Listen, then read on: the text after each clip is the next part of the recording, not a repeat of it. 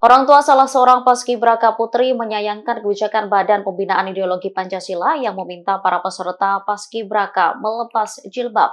Mereka pun membantah menandatangani peraturan soal pemakaian seragam paskibraka. Salah seorang yang mengungkap kekecewanya ialah Jeffrey Amros, orang tua Rahma Azahra. Dikatakannya sang anak sudah memakai hijab sejak taman kanak-kanak. Dikonfirmasi pada Kamis 15 Agustus 2024, Amros mengaku sejak awal tak ada aturan soal larangan memakai hijab.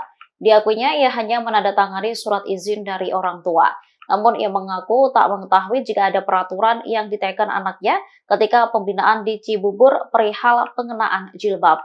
Amros lantas mempertanyakan mengapa ada peraturan keseragaman di tahun ini. Padahal paskibraka di tahun sebelumnya tak ada larangan mengenakan hijab. Sebelumnya, BPIP memastikan tak ada pemaksaan terhadap para paskibraka tahun 2024 untuk melepas hijab saat pengukuhan.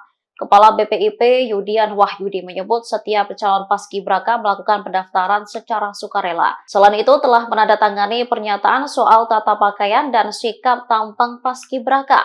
Mereka juga disebut telah menyetujui lampiran persyaratan calon paskibraka yang mencantumkan tata pakaian dan sikap tampang paskibraka. Download Tribun X sekarang, menghadirkan lokal menjadi Indonesia.